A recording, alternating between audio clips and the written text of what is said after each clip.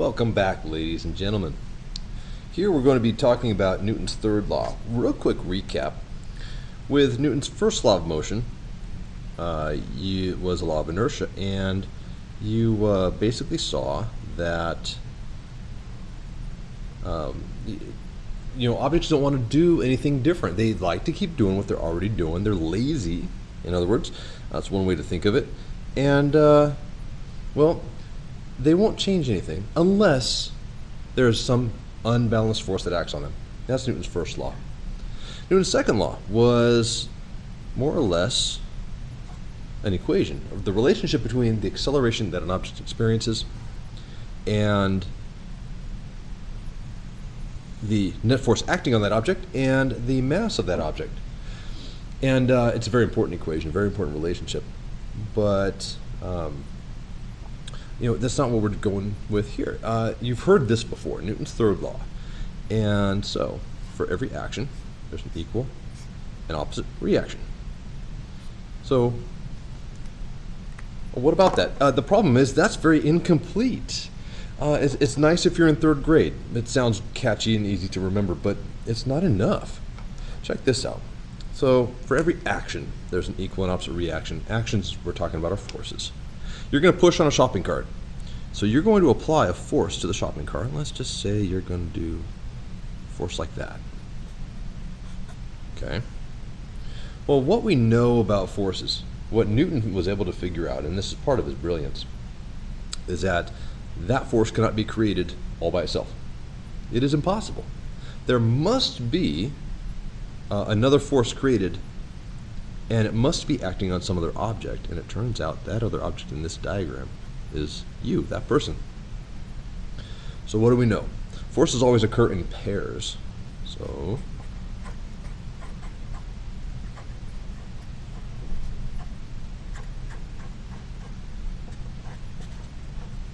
sometimes you'll hear me refer to force pairs as the twins. Forces always occur in pairs. There's always two forces.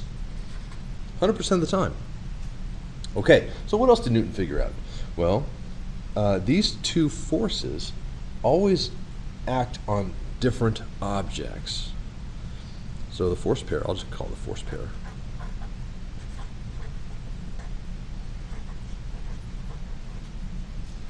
Always act on different objects.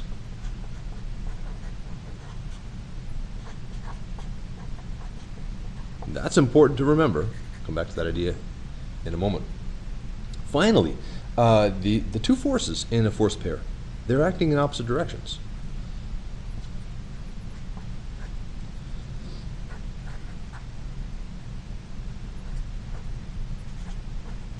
Forces in a pair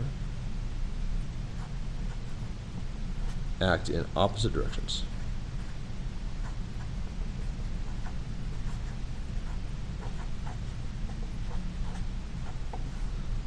Okay, so there are three real important components to Newton's third law that you always have to keep in mind. And is there sort of a mathematical way to represent this? Yeah, there kind of is. So if you have a force of one object acting on another, that's this guy. So we have the force of object 1 on object 2, then that's going to be equal to the force of object 2 on object 1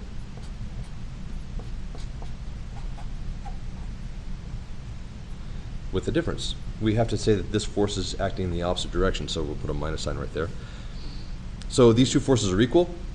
They act on different objects, so force of 2 on 1 and 1 on 2 and 2 on 1, and they act in opposite directions. Okay. And so that's really important to keep in mind. It will help you solve all kinds of problems and understand situations much better.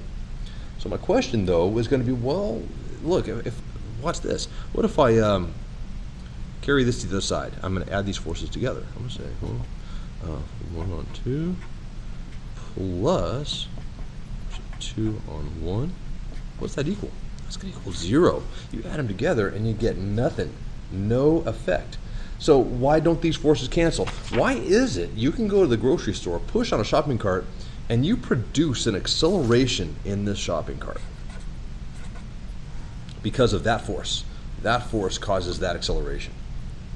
Well, don't these cancel out? You add them together, they cancel? Well, this is true, but you must keep in mind that this force is acting on you, not on the shopping cart. That force is acting on a different object. And so it doesn't cancel the effect of this force on this object. Not at all. So, let's look at how we might be able to apply this. For example, what's going on? It's real simple. If we imagine a car's tire on the road, and so just draw a little bit of the car. I don't know, that might be like the either the front or back end, doesn't really matter. So the force, well, what is it that gets the car going forward? Let's say the car wants to have a velocity, or let's give it an acceleration that way. Excuse me. And so we need a force acting on the car. Well, where's the force come from? You say, well, it's the engine. Sort of. In a roundabout way, that's true. What the engine does is it turns the axle turns the tire. And so the tire will rotate. But when the contact area of the tire gets to the ground, what does the tire do to the ground? The tire will exert a force on the ground in that direction. So this is the force of the tire on the ground. But we're not trying to move the ground. We're trying to move the car and the tire with it. Well, Newton's third law gives us the answer. Newton's third law says, well, there's an equal and opposite reaction to that force. When the tire pushes backward on the ground is going to push forward on the tire. This force is the force of the ground on the tire. And it is that force that produces that acceleration of the car. Oh, whoa, whoa, whoa. Well, you realize, of course, this force, does that not also produce an acceleration? Well, interesting question. Does it? I'll leave that to you for now. But let's look at this in a more sort of analytical way. I want to create a free body diagram of the tire of the car. So, consider the tire and the car to be one object. We just do a dot. Well, these things have weight. There's a weight to the car plus tire. There's a normal force. It's a contact force. Ground's pushing up. When we look at normal force in more detail, you realize the normal force is actually a reaction force to something else. But the ground is pushing on the tire. So we have this, right? There it is. This is the force of the ground on tire. And look at this. As far as the car is concerned, this force is unbalanced, right? This force is not canceled out. And so, since it's not canceled out, it will lead to an acceleration in the same direction. The acceleration is always in the same direction as the net force, or the leftover unbalanced force. Always, always, always, 100% of the time. Okay, well, that sort of makes sense, right? And now, what sort of situation might we be able to look at? Here's an interesting example. Watch this.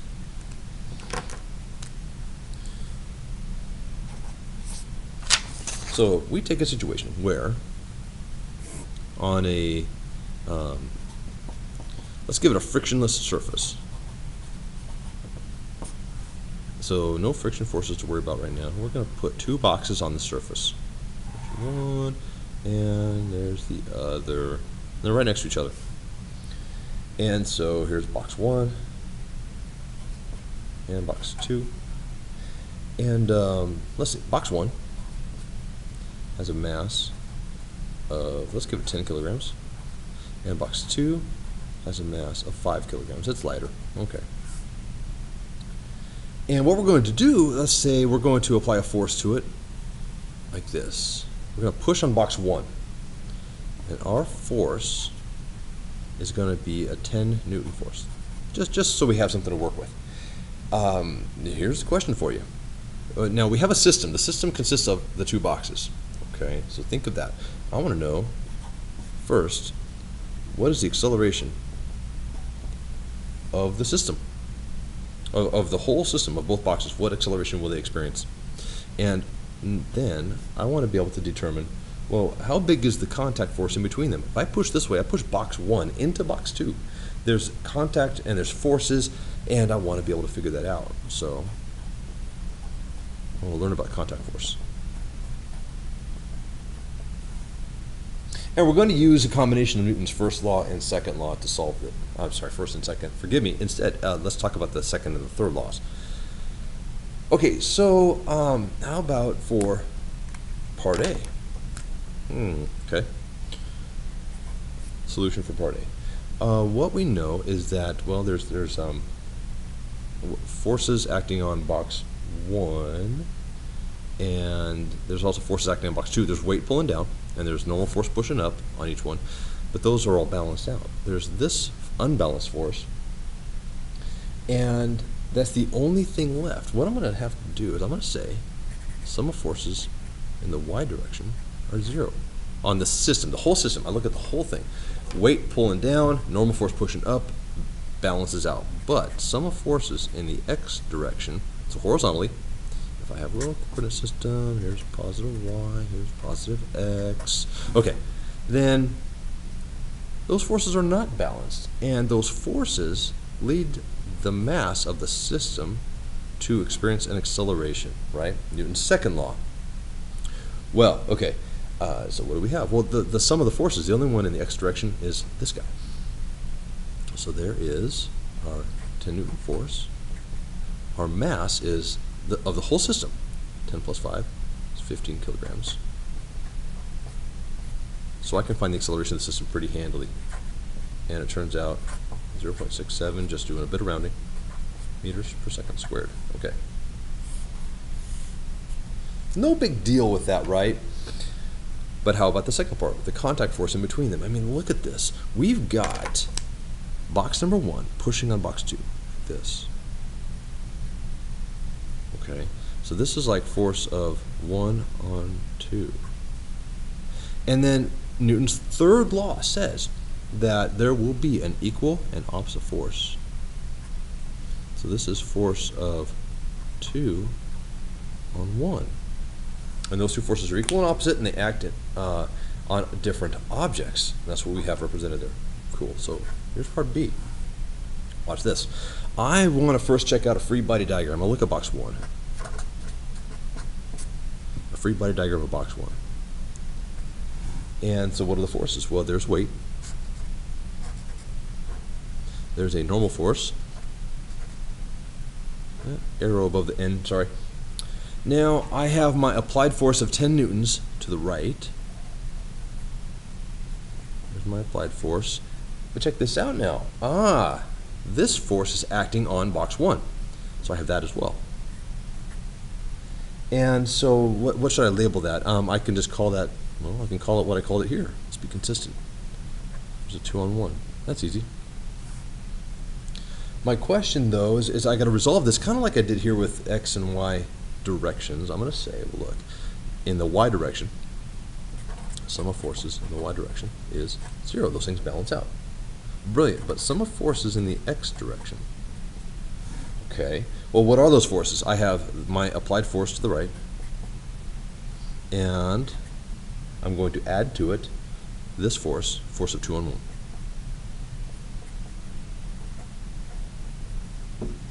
And so, well, no, what?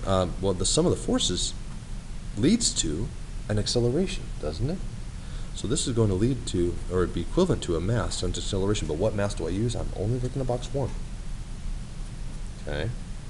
And the sum of these forces, well, that guy is a known quantity. That's my 10 Newton force. This guy is an unknown quantity. I want to find that.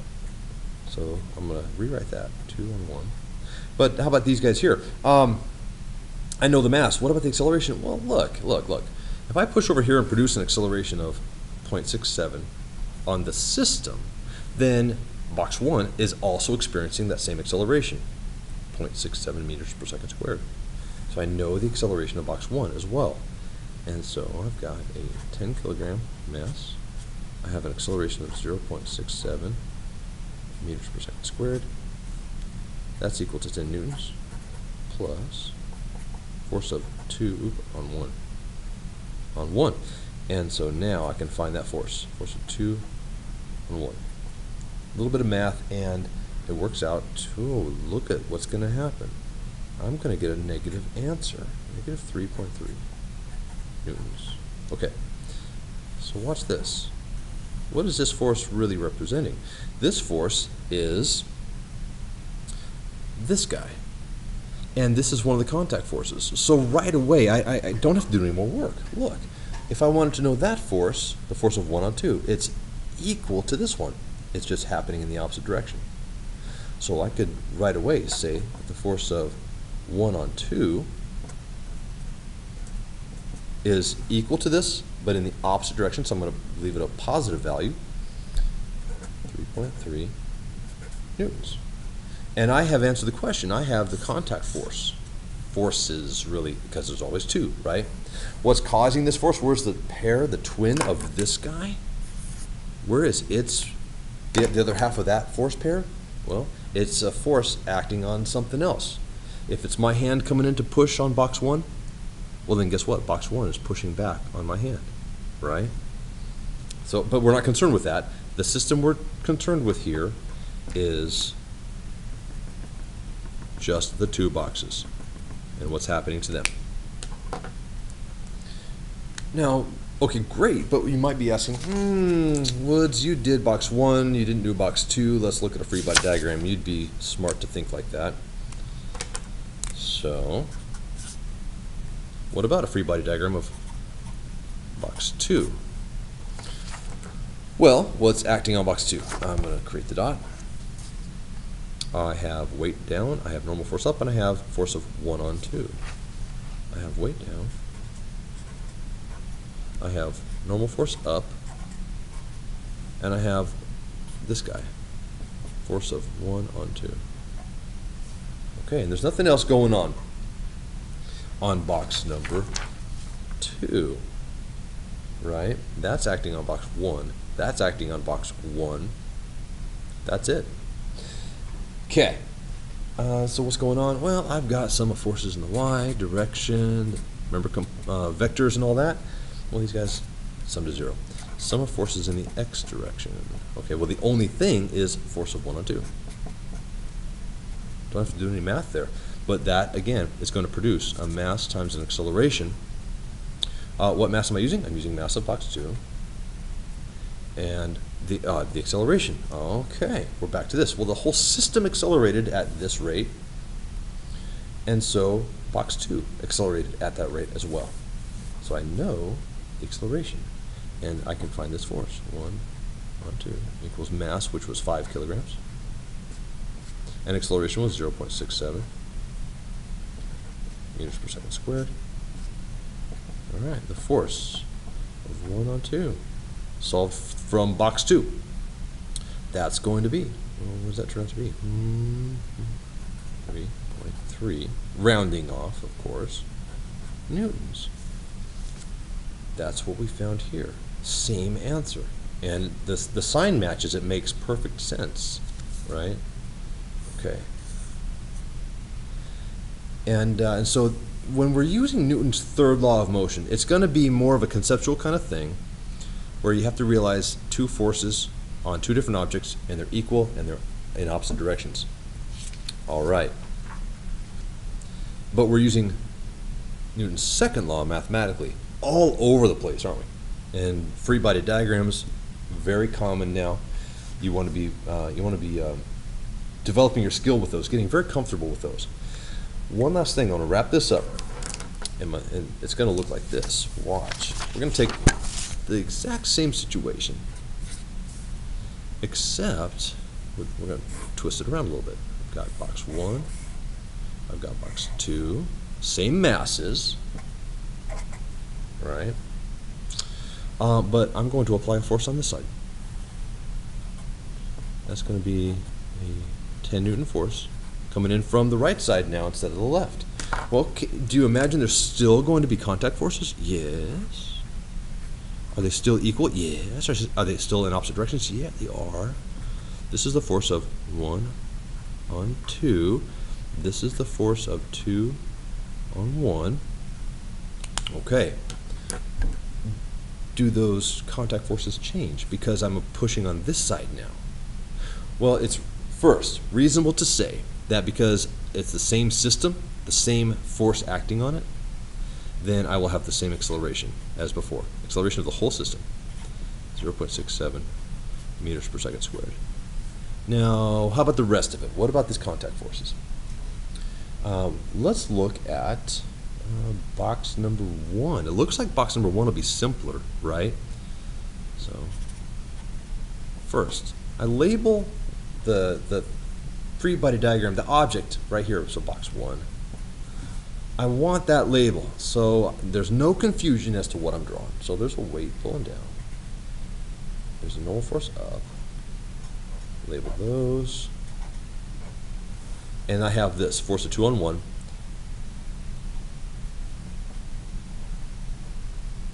Right there. And that's it. Okay, easy. Sum of forces in the y equals 0. Why do I keep bothering to do that? To show my understanding of the situation.